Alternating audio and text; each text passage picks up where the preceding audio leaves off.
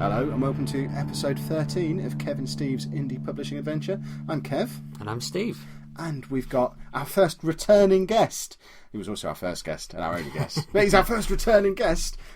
It's editor extraordinaire Harry Dewulf. Hello, Harry. Hello. How are you?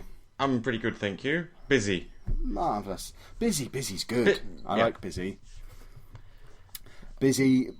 I'm intrigued about what busy means. Yeah, I want to know what busy means, because for us, busy means we're just sort of trying to write, starting loads of stuff. We've got ideas in our heads, and not really finishing anything off. Does this mean you've got lots of books on the go in the editing? It does mean I've got a lot of books on the go. Actually, I've done rather more this month than I usually do in a given month, and I've had to find lots of extra office space, but it's good because the weather's been good, so I have extra office space. I can see you frowning as I say that. I'm intrigued. Because we're just the idiots who hammer the keyboard. We don't. Yeah. I don't really think about how the editing process works. Do you have them spread out across the room then? Or? No. When I say office space, I mean nice places to put my deck chair. Oh, I see. Okay, that makes a lot more sense. See, we're in the wrong job here. Do you edit a lot at a time then, or do you kind of work on one, then finish it? I do one at a time, but because I do two, I always work on two drafts. I always work on the first draft that my writer sends me, and then they send me the draft after that, which I reread. So quite often I'll do the first draft. That goes back to the writer. The writer then takes however much time it takes them. And so I can get started straight away on another book, on someone else's book.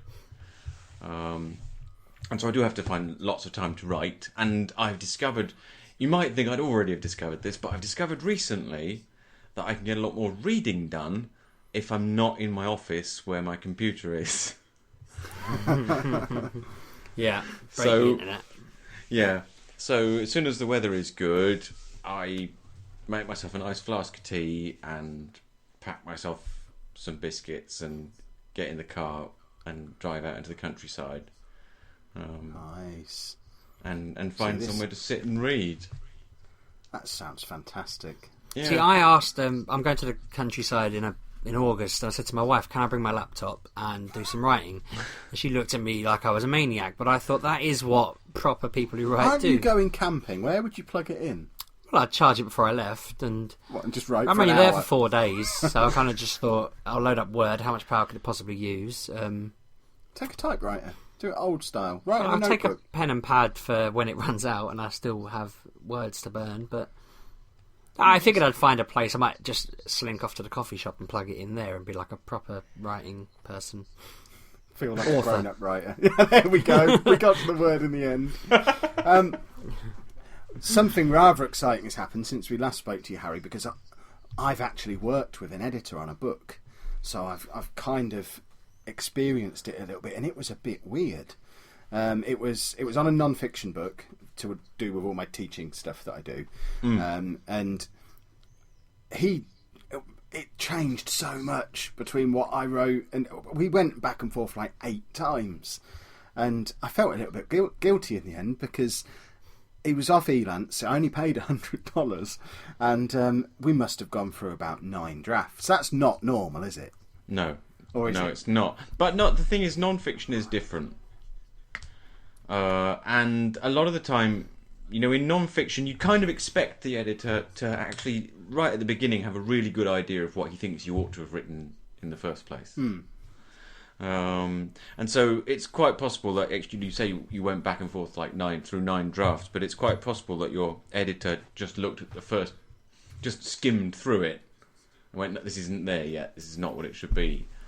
Yeah, it was probably that. It is a different sort of process. But also, it's a matter of depends how.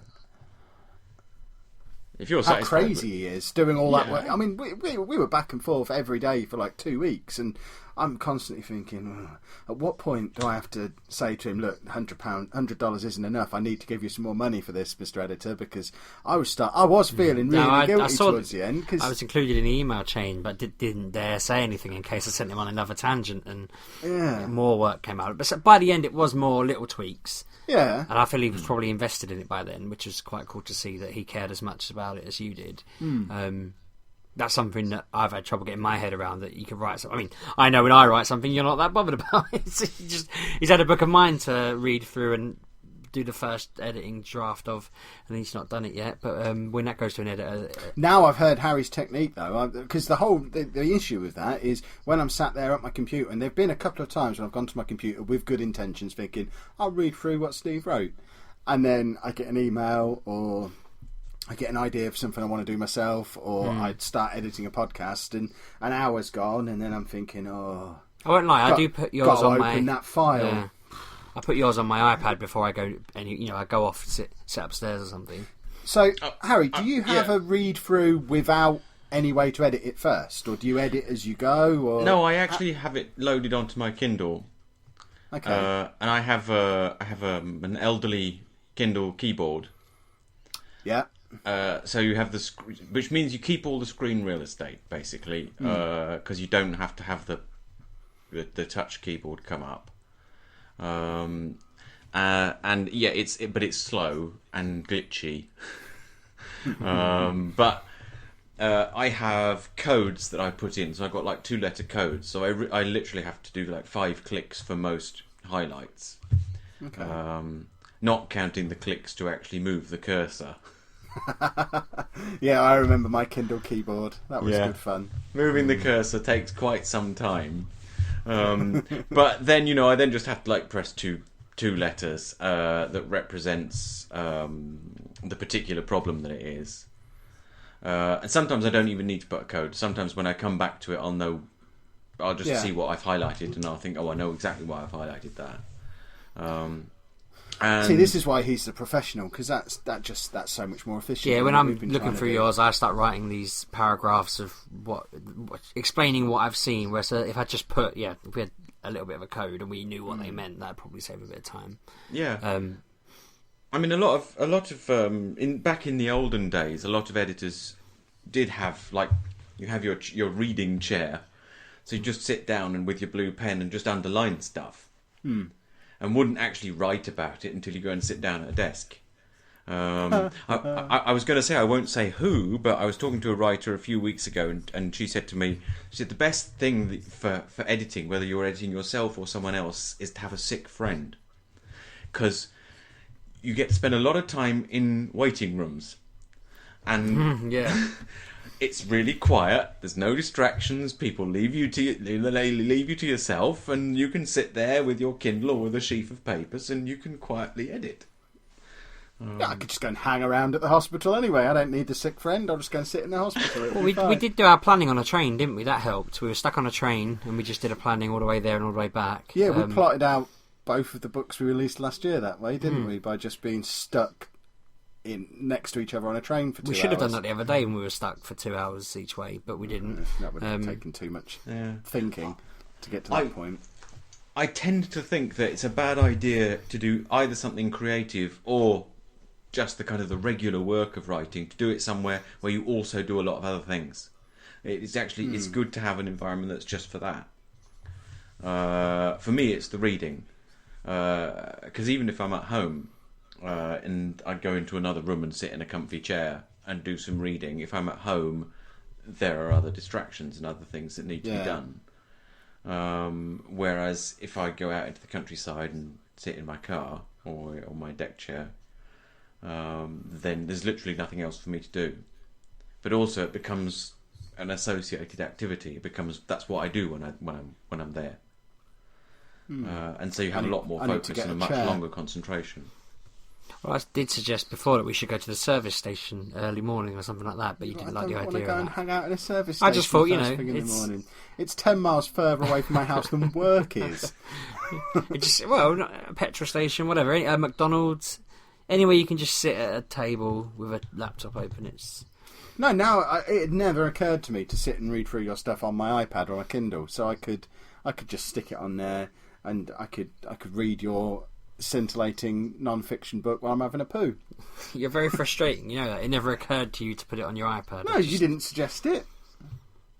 Without saying. I keep trying to read through it on the computer. To be fair, I've only ever read it on a computer, but I can handle that. I will say, it does occur to some people to load it onto their iPad or their Kindle on the grounds that if it's a book, that's where most readers are going to read it. Exactly. That's why I can't believe you didn't think of it. I mean... Yeah. Even when I read through the first draft of my non-fiction book that I did, when I read back through that myself before it went off to the editor, I printed it all out and went through it with a red pen, teacher style. So I had the whole 20,000 words printed out. Good job I had printer credit at work. You could have highlighted it on your iPad. Went through it with my red marking pen. I mean, that's probably useful, but you could have highlighted on your iPad and then gone and edited it on the computer. It never even crossed my mind. Because that's what I do. I sit with yours on my iPad and edit the file on my computer once I've gone through. And, like, I'll have yellow bits and blue bits and this, that and the other, and I'll just skim through it and edit all of them and send it back to you. It's probably how I got your book done in less than a week, and it took you 6 months to edit my book. I'm not good at doing what I'm supposed to be doing when I'm supposed to be doing it. My brain is a frustrating creature that I describe it as like a filing cabinet where I've got it. Well, no, it becomes a filing cabinet. I've got this massive in tray that stuff just gets chucked into, and then every now and again my brain just sort of resets itself and thinks, oh, let's file all this, and it all goes into the filing cabinet, and then something, oh, that's at the top of the pile, I'll pull that out and I'll do this now. But then someone throws something else in the in tray and distracts me, and it all goes away again. So you have to catch me at the right moment on the right day when I'm doing a bit of filing in my head. The thing is, like, mine was all pretty much there, whereas you had whole sections in yours where you just put, Steve, finish this paragraph. Steve, round off this plot piece. And it was like... Oh, well, I've got a short story to talk through with you later on in the show where I've plotted out the first 3/4 of it, and the end of it basically just says, and Steve to find out how it ends. Yeah, I go from editor to co-author to main author to editor again. Exactly. It's alright, no, I'm okay, yeah, as long as you need to start returning the favour. Because I need... Because the only person I can handle the general abuse from is him. So it's kind of like, if I give it to anyone else and I go, oh, it's awful, then I'm actually going to be a little bit crushed. If he says it, I'm like, yeah, but you're just an idiot. And then I take it seriously and don't bother with it. But I never know whether collaborations are brilliant. But I never know whether you're not reading it because you've had a look at it and it's really bad, or whether you're just that lazy and incompetent. But I'm starting to learn you're lazy and incompetent. It's the second one. I genuinely just keep forgetting. But I had a real complex over the first one because I just thought he's had it for 4 months. Can I put it on my iPad now? Is it still a? Is not it a right now because we're recording. No, but after the show, or is it still just hidden in Scrivener somewhere? It's a Scrivener file. I don't know how to do all that. You do all that stuff. This is where I become irritating because I make you do all the editing and formatting and stuff. Brilliant. Anyway, shall we talk to Harry? Because we'll have our tiff off air, shall we? Yes. When we both decide we're writing on our own from now on. Curse you. So, lots of books on the go. Lots of books on the go, and in addition to lots of books on the go, a thing called Narrative Path. Okay. So this is narrativepath.com. is the website. We're also on Narrative Path on Facebook, on Twitter, on Pinterest. I'm glad to say I'm not responsible for the social media. We have a wonderful person who does that for us. Narrative Path is... The core of it at the moment is a 12-week course for new writers. Or, well, I say new writers, or people who've written a few books and want to get a bit of structure, a bit of direction, a bit of the vocabulary, some ideas in it. So what I've done is I've recorded, therefore, 24, I think it's 24 lessons. I think it may be 23, okay. But lots of lessons. Maybe slightly more. Actually, no, because there's a week 0. Right. And the idea is that it's all derived from my core editing philosophy, which is that I try to teach writers to write based on what I've learned about the process of writing and how authors write. Because I get very frustrated with creative writing courses, because most creative writing courses that I encounter are derived from analysis of great literature. Oh, you've gone. I don't know if you can still hear us, but you have disappeared. Oh.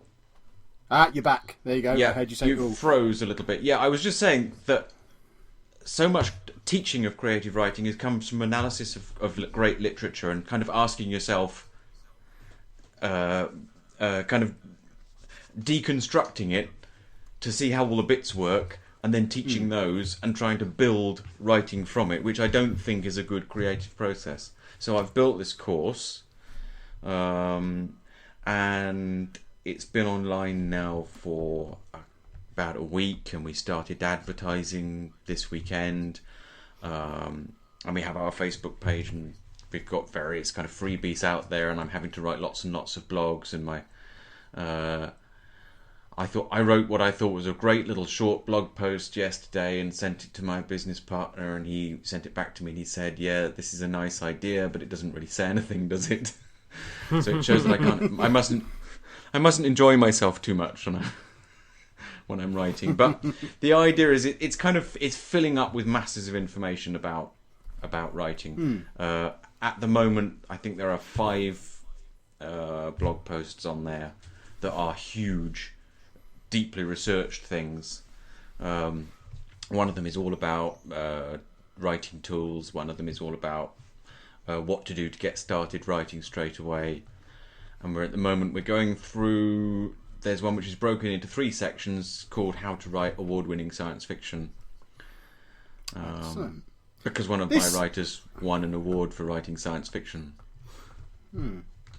I guess you probably know what you're talking about. I was thinking, okay, that sounds good. Who's the one the award? But that'd be interesting. This is possibly this is going to sound like one of those really cheesy moments where this whole show becomes an advert, because I'm now going to say, Harry, this has come along at just the right time, because literally 6 days ago I signed up for an Open University course on creative writing, and I'm literally looking for something along these lines, because we've both we've not released any fiction since Left Behind came out in, I think that finished releasing in December, didn't it? So it's 6 months since we've released any fiction, and it's because we keep sort of getting so far and thinking, we know we can do better than this. I think this isn't how it is in our heads.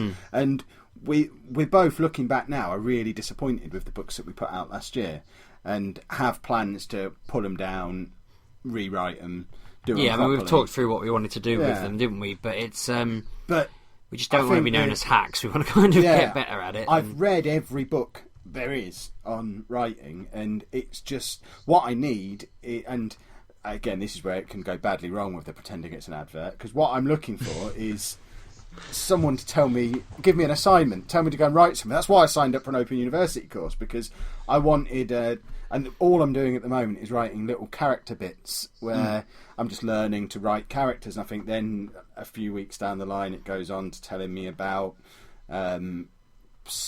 plot or location, or I don't know. It's structured around lots of crucial bits, and the bits I've done so far, it's just somebody really marked them for Open University. Or is it? No, because it's the free entry level one. I was giving it a sample I think it's like the first 6 weeks of the course, and if I decide it's a course I actually want to go and do, I think at that point you get a tutor assigned to you, and I don't really know the ins and outs of it. I was just searching around I just googled writing course or learn to write or something like that. So Harry, does this one suggest things for you to do? Let me tell you, the Readworthy Fiction is a course which is geared around the idea that you can very easily write 500 words a day. Yep, definitely. And the theory is that, so it starts, week 0 is, there are kind of 2 introductory lectures that just introduce the process and how to get started and how to make yourself comfortable and so on. And then each week there are 2 lessons. The first lesson says where you ought to be in your story, so what sort of things should be happening. And the other one introduces a creative writing topic of some kind. So it does go through things like ideas like character development and but I touch on plot, quite late in the process, and that I explain why I do it late in the process and not early. Throughout the 12 weeks, therefore, the theory is you'll write 500 words a day. Okay. So once you've completed the course, you're going to have a finished story, and your finished story is going to be somewhere around 30,000 words. So the idea is that you'll actually write something and learn while you're writing. Yeah. And we settled on 500 words a day because 1,000 words a day is pretty easy. And an awful lot of writers, whether amateurs or professionals, set themselves a target of 2,000 words a day. And my feeling is that, anyone can actually, 2,000 words a day is not all that bad. But actually the best writers that I work with set themselves a specific number of scenes a day. They have like a story objective that they say, I'm going to get my characters from point A to point D today. So they don't think about the word count. But before you've actually completed a whole book, you don't have a very clear idea of how much time and how much effort a particular number of words is. Yeah. So 500 words, very achievable. But actually, it very, very quickly starts to mount up. We had this same conversation, a month ago? Probably. Yeah. I can't remember if it was on the show or not, because when we were knees deep in writing the 2 books we put out last year, we were doing 2, 3, 4,000 Yeah, words we'd aim a day, for 2 and weren't we? end up going over it. But we've actually both signed up to an app on our phones called Coach.me and have signed up for the 500 words a day challenge, which I don't know if it shows up on there. And that I is can't what see we're it. actually... No, it's on there, I promise you. And we are both, that is our goal at the moment, every single day, 500 words, because at least then we're getting something written. Some days we'll go over that, because we'll get into our flow, but there'll be those days where, I've only got half an hour, I really don't have time to write. Well, actually, you know what, I've only got to do 500 words, I can do 500 words in half an hour. There are the really So I'll bad do it. days when I'm counting, that email I sent at work, that was about 600. That doesn't It doesn't count. count, but some days when I'm really pushed. I think I can justify that. Sounds like Just it right, sounds like you guys. It sounds like you guys need to buy my course. I'm thinking that might be something we Sounds need to like you need explore. 2 guys to trial your course, Harry, and endorse it at the end on their award-winning show. On your award-winning show, yeah. Well, Our other endorse it show. on one of our other shows, not this one, obviously. No, this looks right Does on my look very street. cool, doesn't it? You've distracted me now because I'm reading through. Yeah, the he's been details flicking of it through on it. my iPad and thinking, I like the look of this. This is what I want. Oh, look at this. That's the reaction I'm looking for. Yeah, it. I don't know. It's Ooh. Talk to the man. I'm distracted. No, I'm just thinking. You've Stop now, looking over my shoulder. I'm going to close I looked that. over your shoulder I'm not because looking at he's the iPad anymore. the biggest headline I saw out the corner of my eye there was "Show Don't Tell debunked." No, last time we spoke to you, I think you were telling us to show not tell. I haven't read the I don't think it article. was Harry who had that conversation. It was Order of the Ortega who had a look at England United for us. Okay. And I'm sure Harry said that he too. might have done, but he said he sent back the first chapter of that, and just the first.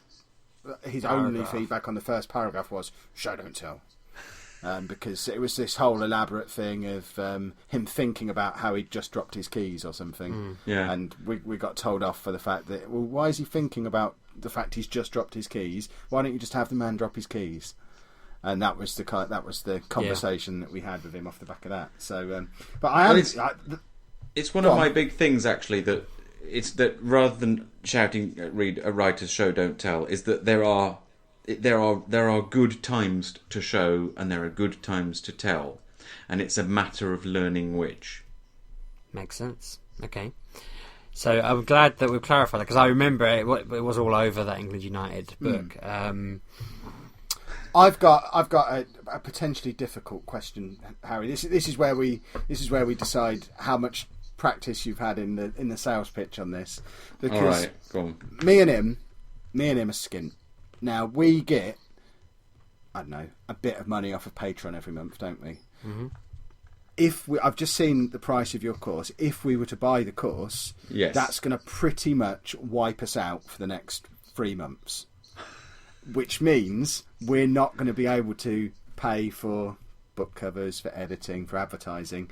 Would you recommend that's something that we should do as writers who are trying to learn our trade? Are we better off focusing on, right, let's get this done and worry about everything else later? Or are we just committing author suicide by having something written that we then can't do anything with? There's a long-winded question. Yeah, I'm staring at him now. I'm like, come on, Harry. No, it's an interesting question, and it's one that I think about constantly, because the fact of the matter is, I mean, if you look at the change that Amazon has just made or just about to make, to the way that authors are going to be paid for Kindle Unlimited and Kindle Owners Lending Library. There's reason we've lurched back away from non-fiction again. Right, and they're doing that is fantastic, because it rewards people for writing good books. Yeah. Whereas previously, it rewarded people for being good at selling books. Yeah. Which is what we just mastered with the Lazy Students Revision Guide. It's so frustrating. We'd figured out how to sell an 18,000 word book. But if you've got a book that sells, so much the better. If it's a book that sells and people read it to the end, then that's better still, because it means that you get paid on KU and Col, and you'll get people buying it as well. Yeah. If it's good enough to read it to the end. And that does kind of go to the fact that, yes, books is a big market. It's a big market. I still think, and I've not yet seen I don't believe actually it's possible to see any evidence to the contrary, to be fair, but I've not seen any evidence to the contrary. Longevity in writing is about being a good writer, not about being a good salesman. Definitely. Markets evolve. They change constantly. You have to be a terrific my business partner is one of these, big sales brains, and so he's completely up to date with how the market works right now. But that means he has to constantly be researching the market, because it changes all the time. So what works in terms of selling your stuff now is probably not going to work in 2 years' time. Yeah. But if you work now at making your writing better, that will have the same effect as it would have had at any time. My feeling is, if you do my course now, and the feedback that I've been getting from it so far kind of convinces me that it's working, because for me it's kind of a shot in the dark. But I've had a couple of writers come back to me and tell me about quite big differences that it's made on their writing.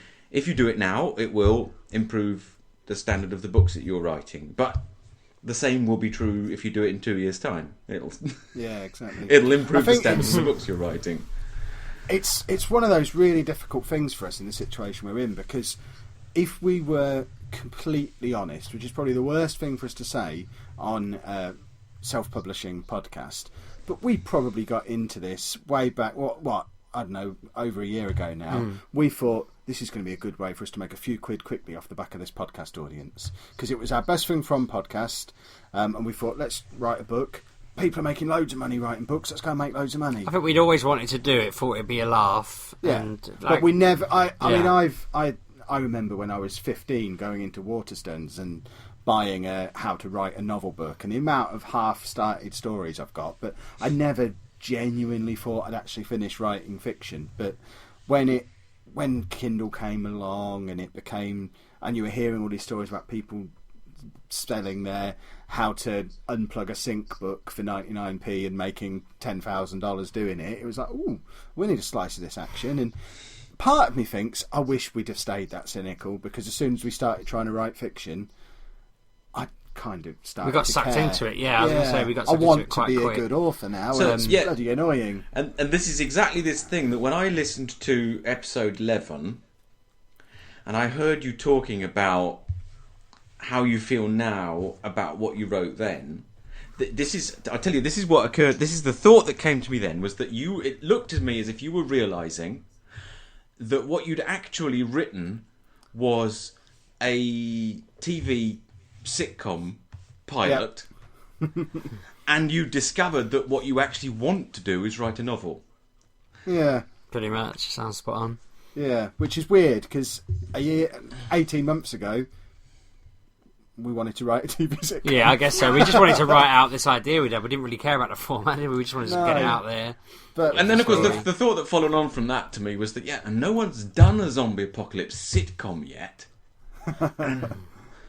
And so I thought, right, okay, if anyone out there in TV land is listening, what you should do is you should put Kev and Steve, lock them in a room with the Weymouth boys.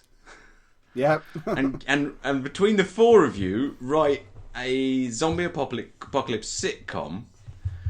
Because it struck me that was kind of the dynamic that you need. Is you need to have. We need someone who can write. We'll take care of the gags. It's not just that. I think that there's a lot of gags to be had from the idea that when you in a zombie apocalypse sitcom, obviously you need people who know what to do. Yeah. But you also need them to be burdened with people who don't. Yeah. Yeah. And so that then followed naturally that the formula would be as follows. There would be two characters who are constantly discussing what they ought to be doing. Then there's a third character who's me, who's telling them it won't work. Meanwhile, the other two characters are getting on with what really needs to be done. Pretty much. I think that sounds spot on. Yeah, it does. I think we need to get on it. I'll let Harry set that up. Yeah. But like I say, what it sounded like to me was that you wanted to write a book. I mean, really write a novel. Yeah, and that was absolutely. when if you remember, I sent you an email and I said Steve is being all insightful. Yeah, which I continually mock him. He does laugh at me about it. Yeah. Yeah, but you were. It sounds like a better story. After talking about it, I thought the story sounded much better. I was quite excited to get back and write it, and I wrote out a big plan for it and everything. And I've started writing bits and bobs and fleshing it out. I imagine we're on the arc of every aspiring writer, because we've done that first stage where, we're a writer, let's just write anything. And now we're at that point where, you know what we just wrote was awful. What if the next thing we write is awful too? And we've hit that bit now. Do you know what? That's as far as it gets. I was talking about because when I was talking to Nick, my business partner, about this, because he's a writer as well, and we were talking about our there are the scare quotes, our demographic, and I explained to him. I said, look, there are only two states of mind when it comes to writing. There's the people who want to become writers and they're really optimistic, right? And then there's the people who have actually tried it, and they suffer from low self-esteem. They suffer from a constant belief that everything they've done is rubbish and is never going to get better, and that's as far as it gets. It doesn't get any further than that. That's great. I'm going home. Eventually, once you've got like 30 titles behind you, then it becomes a kind of a daily rhythm. You get up, you have breakfast, you go and write 1,000 words. You go for a walk around the garden, you write another 1,000 words, and it's just your job. But it takes a long time to get there. So there you are. You've My done aim's what to I get to the thought you point were where doing. You've turned into writers, basically, which now means that you have to write a decent book. I want to achieve the goal of my readers are full of disdain towards me because they don't like the fact that my books are taking so long. Like George R. Martin at the moment, everyone hates him for selling out on TV. Aim that high already, for goodness sake. I just want people to be like, the fact it's 60 and he hasn't released a book. And, At this rate, you will be 60 and won't have released it. And I'll be there going, well, these things take time. That's the aim now. But at the moment... Yeah, but the principle of becoming George R. R. Martin is not... First you put on the weight, then you grow the beard, then you write the books. I'll go on a diet and start shaving then. I wore a hat yesterday and got told I looked a bit like George R. R. Martin. So I'm now going to have some kind of surgery and have my wrinkles ironed out. Or go to the gym. Let's not get I've got kettlebells down here. I don't need to go to the gym. I bought these. Kettlebells and I've just lifted it for the first time. 10 kilos is a lot. Is it? Well, hold on then. See, this is the interestingly, first one I bought. Hold on. Oh, I can't. I read Tim Ferriss's book 4 Hour Body, and Right. he said men are going to want to start with 20 kilos. If you're a woman, start with 15. So I bought the 20 thinking I'm a man, and then I couldn't take it out of the box. And then then I had another look at Tim Ferriss and thought, oh, actually, he's a hulking maniac. That's why he's probably lifting 40 and saying, yeah, men will be able to do 20, no problem. So I immediately ordered the 10. That's actually hurt my wrist picking up the 20. That's ridiculous. Oh, I stopped at 6. Right, okay, so you're really, you know... I'll buy another... I'm going to... Anna's going to away kill with me 5 if I then. buy another lighter one again, because you keep saying, well, you've bought 2 of them now. You've not ever used either of them. I think... Stop buying kettlebells. On the topic of Tim Ferriss, just to kind of pull us marginally back on track, but part of our efforts to become real authors who are actually good at it, we started reading a lot of books like his 4-Hour Work Week and that sort of thing, where he talks about being smart and, you know, working hard, but kind of getting things done in a routine. And I'm starting to think they were very useful, but at the same time, maybe we should have just focused on more authory books. And You need to be a genius like he is for it to work. I think that's the unwritten subtext to that book. Working in this style is great if you're a complete genius. the subtext I got from his books is it's all well and good as long as you've already got a few grand behind you when you start off. Yeah, but he got that few grand from being a genius. Did he though? Yeah, he had his own business. Yeah, I mean, I think you're very close to the... Because whenever I look at any craft book that any of my authors recommend to me, what I always see when I'm reading is, this is what worked for me. Yeah. That's what I see, and it's the same whether it's fiction or non-fiction, whether it's about writing or whether it's about something else. It's always, this is what worked for me. And the thing is, that's what sells, because people see the example of someone who's a big success, and what they want to know is, how did he become a big success? Well, most of them became a big success because of who they are. Yeah. Because it was going to happen anyway. If George R.R. Martin's a big success because he looks like a retired pirate. That's why. I think he had a lot of work in TV as well, didn't he? Probably as a pirate. But that's who he is. You see, that's his background. That's his experience. That's his life. And so it wouldn't really be all that meaningful for him to write a book to say this is how I did it, because it's like you have to say, "Well, live my life, and then you can be me." Just wing it, yeah. You guys have got to live your lives. And make that into a recipe for success. God, I sound like a bloody self-help book myself. No, You this do is there, good. but you I make like me this. think, but my life is really one-dimensional. I'm a teacher who talks to you once a week on the internet. How do I spin that into something good? Yeah. Well, I've had all these random ideas, but there's always some sort of hole that's a bit of a risk, and we don't take that risk, and that's part of our bit. We're a bit conservative about the risk because The problem is we can't take very many risks because we're bloody skin. yeah, and we've got families, so we can't. I would love to just shoop around doing all my harebrained schemes, because I know if I could have the time to not have to go to work, I could get my harebrained schemes to come off. But as it is, I need to focus on one thing, and I would love to write a proper novel. Absolutely love it. It would be awesome. This time next year, Steve. I'll still be saying He is the like same David damn Whitney. thing. Yeah, I know. Last time we spoke, Harry, you said to me, write a story about a young woman, and something completely out of the blue in a time that's not. So you just basically said it's not set now. It's not set in any kind of thing that you're connected to. And I got really into it. I went right down a rabbit hole with it all, and I don't know why I really stopped writing. I think Christmas happened, and I was just trying to get back into it after Christmas. But that at the time, I was convinced this is going to be my massive, enormous novel that I'm going to write. You haven't told me about this. I know it's a project, but I don't know what it is. Yeah, see, so I mean, we'll talk about that sometime because I haven't looked at it in a while. No, I mean not right now because I can't. The thing, if I start talking about it now, I won't do it justice because I wrote a lot of it and I planned a lot of it out. But it was off the back of you saying that and me thinking I want to write something big, and I was convinced it was going to be an epic story, and then. I reckon I probably had what all authors and creators get. I think in the gaming industry they call it the despair squid. It just appears and just says, this is awful, do something else. And then the idea fairy comes in and you have an idea and you drop the thing that the despair squid told you was terrible. This is a genuine thing. Are you living in SpongeBob SquarePants? No, it's just stuff on the internet. But I think that's what happened. I just suddenly thought, I don't know.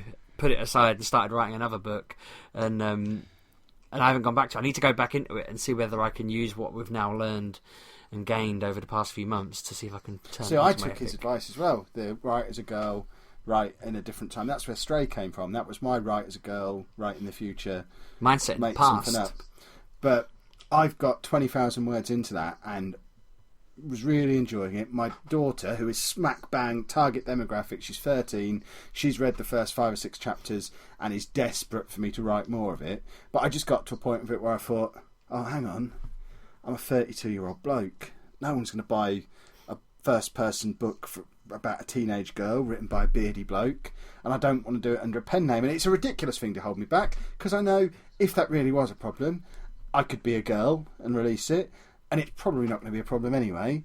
But for some reason, that just stopped me. Well, again, and look then at George Martin. He's on Daenerys, isn't he? She's only a 14-year-old girl in the books. But then I went and wrote the Lazy Student's Guide thing, and I've just been sort of dancing around different projects by then. And I know I should go back and write that because I was really enjoying it. But that was the thing that derailed me, and I needed, at that point, someone to just slap me back on the tracks and say, don't be an idiot. But you didn't do it. Well, I didn't know you needed it. No, I didn't realise until the other day. That's why I stopped. But I was trying to work out why I stopped, and I think it was that, because because as part of trying to write it, I want your view on whether this is a mistake or not, Harry. I started writing young adult, post-apocalyptic teenage girl fiction, so I went out and I read The Hunger Games and I read Divergent and I read everything else I could find. And by the time I'd finished reading them, I actually thought, oh, don't know if I want to write this anymore. But I'd started writing the book before I read them.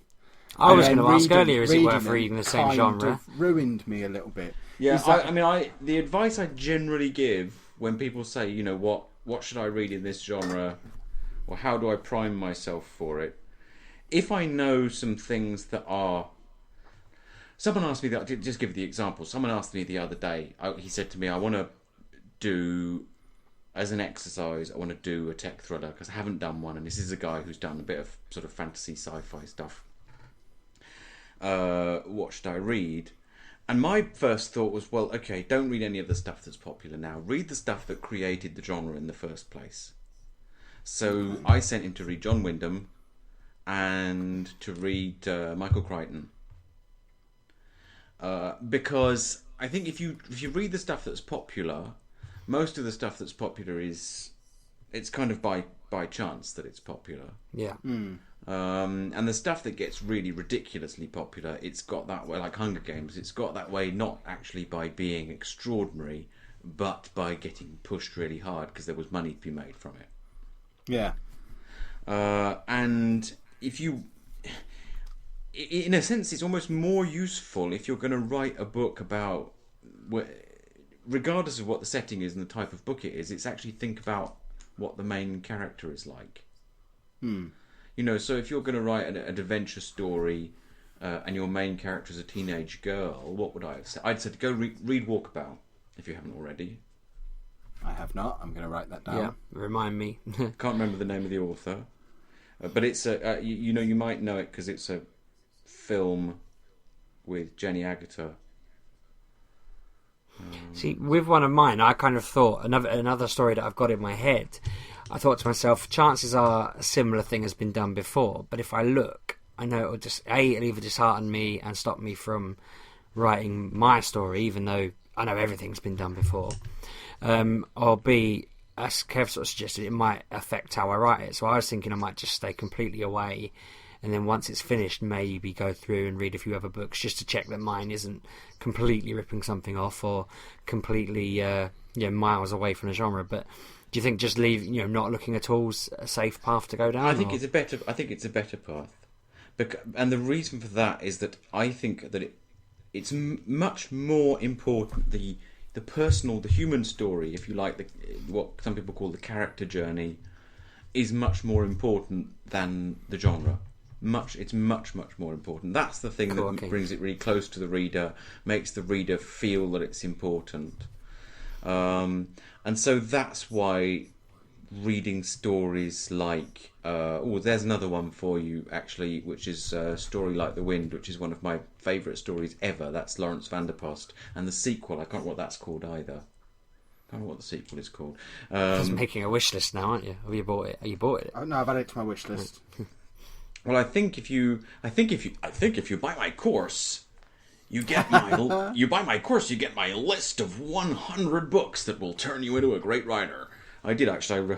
I researched a whole list of 100 books that. See, that's a really good idea. Everyone says read more and you'll get better. But I made the mistake of starting. Go on. But read anything. But don't target on the basis of genre unless what you intend to do is write a parody. You know, if you intend to make people laugh by sending up the conventions of a particular genre, then yeah, read the genre. So Left Behind probably makes sense there, but not anything else really. Yeah, but Left Behind. The nice thing about that is that, you know, survival fiction is an enormous field to choose from.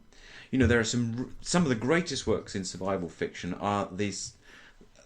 There's all this stuff from the early to mid 20th century, which is all like climbers and explorers telling the story of how they survived, which are like real life accounts, and there's lots and lots of those, those are the books that have kind of created the genre of survival fiction, and they're not fiction.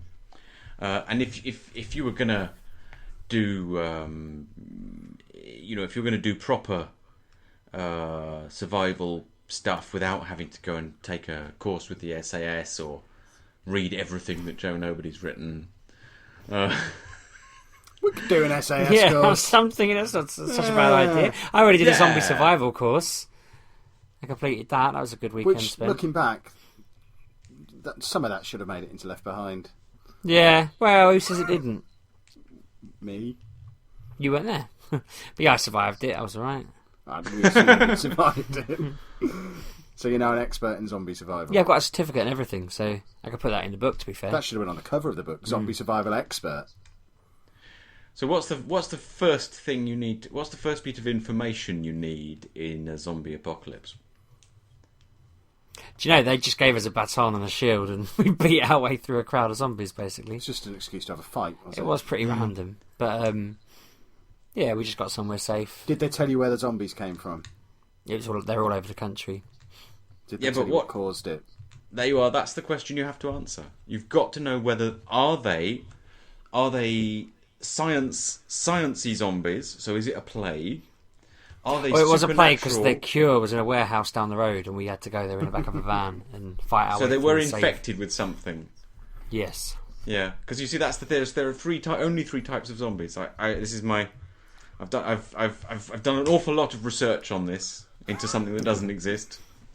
Okay. And there are three types of zombies. It's either an infection, which means it's based on science, which means that you can be immunized or cured in theory, or they're supernatural, in which case it's not really happening. You know, if they're clawing their way out of their graves, what that means is that you've gone crazy.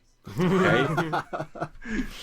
Or it's part of an alien invasion, which means that you can't do anything about it except kill them as many of them as you can and hide.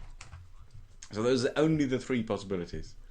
Okay, so mine was a scientific one. Right. Left Behind, and it was in the Escape as well, which is probably where I got it from. I was going to say, but no.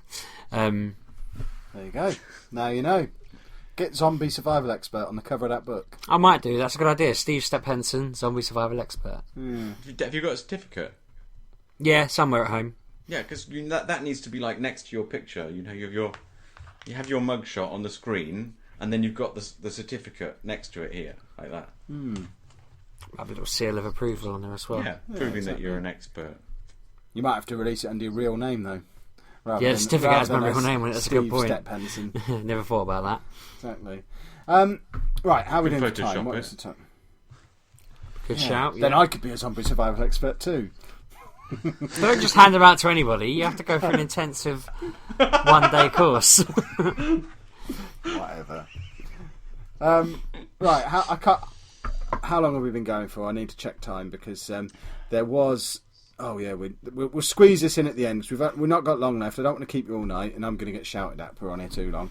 But I have a new short story idea. Yes, you do. That I want to throw at you both. Now, the story of the short story. I have started keeping a journal because I've decided to become a pretentious creative type. And one of the activities that I had for my little journal was to randomly select 3 different elements of the start of a story and then create a short story from it.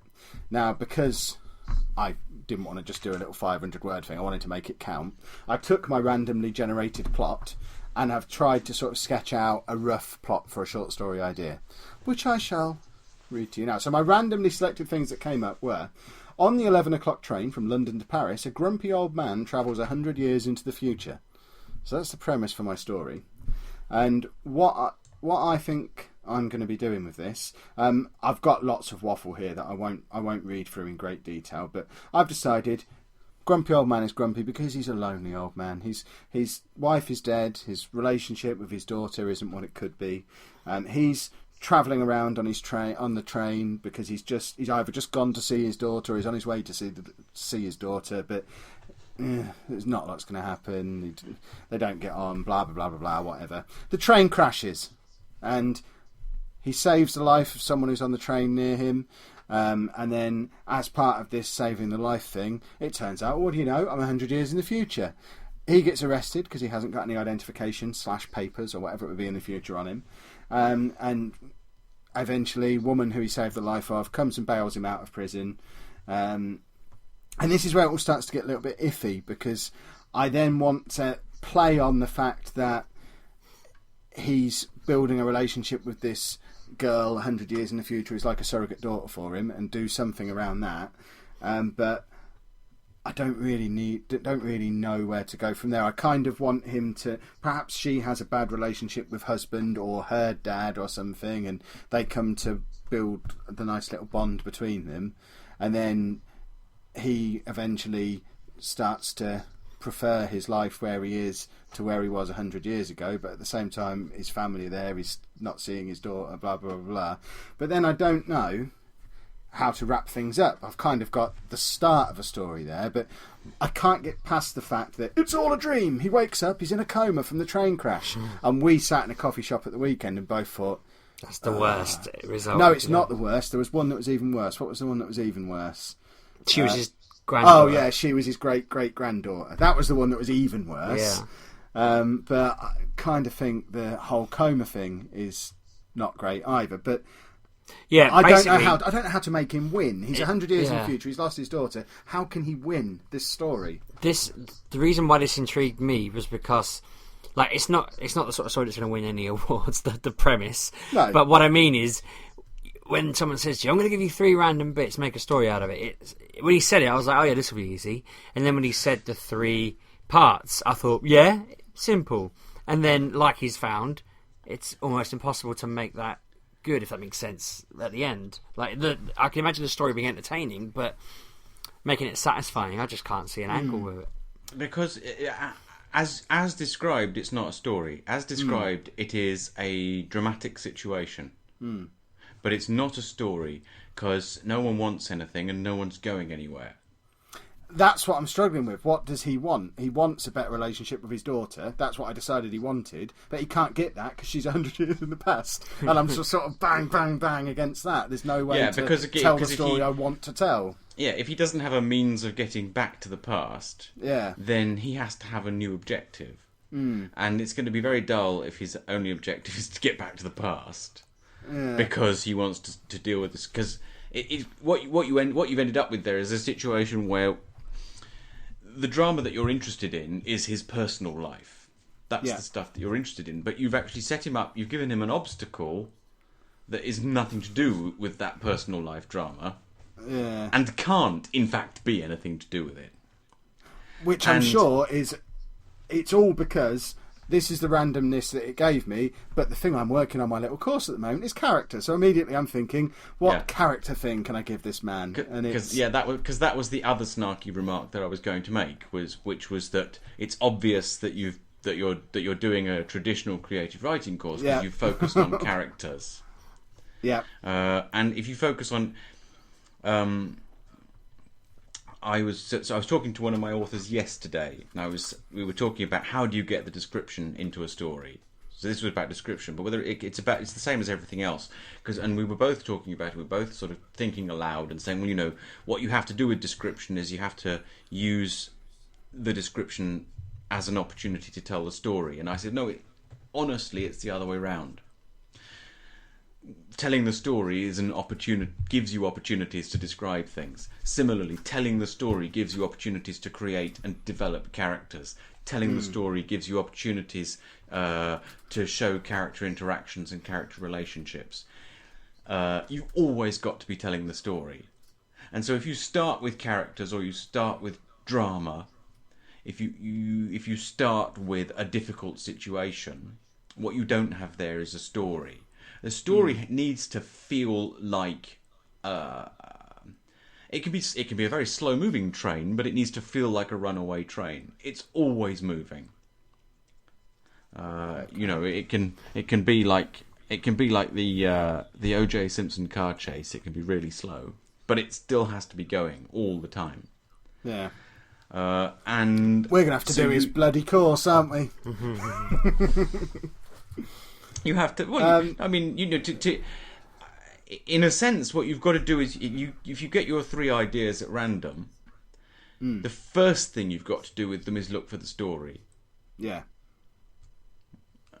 It's kind of like that advice we went with on, I can't remember the woman's name who wrote the book, but we were reading the other day that you kind of decide what their problem is. The Libby Hawker book, Take Off Your Pants. That's it. And then just kind of you're working every part that you're writing is towards their goal, and it goes wrong, obviously, because otherwise the story would end straight away, but you've got to follow that format, surely. Yeah, I was writing this at 5:30 in the morning. Lying in bed. It's not really an excuse, though. No, I know. If you follow that format, you will get a story. You will get something that behaves like a story and looks like a story, but it won't be yours. I suppose you're right. You can't just have artificial bangs all the way through it, can you? No, that's why I really like the analogy for a story that Emma Darwin put in her blog a couple of weeks ago, which is, I think it was this week actually, or last week, which was that the story it's like a ship setting out on a voyage. In other words, it doesn't have to have conflict. It doesn't have to have obvious drama. With a voyage, the ship has got to it has a point of departure and a point of arrival. And there are all sorts of things that can happen along the way.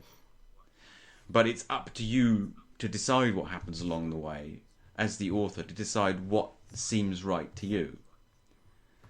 And in the idea you've just described, in a sense,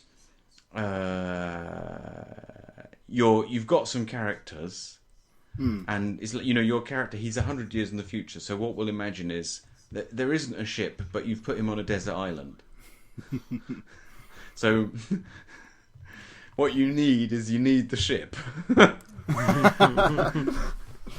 Oh, Harry, talking to you it's remarkable how much we realise we don't know. Which means you've got a lot to learn. Yeah, exactly. I am very conscious of time. And you can pay in instalments. Oh, yeah. There we go.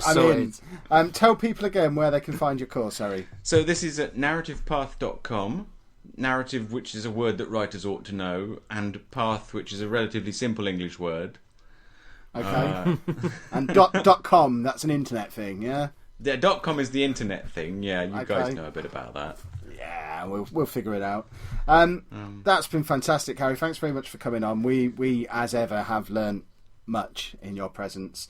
I think we just follow him around. Yeah, we should listen to the man more. But I always go back the next day, look at what I've written previously, and think, maybe should we go and live with Harry. Get 2 more deck chairs for in your car, and we'll come and sit next to you while you're reading. We won't disturb you too much. Just every now and again, done. Harry, is this right?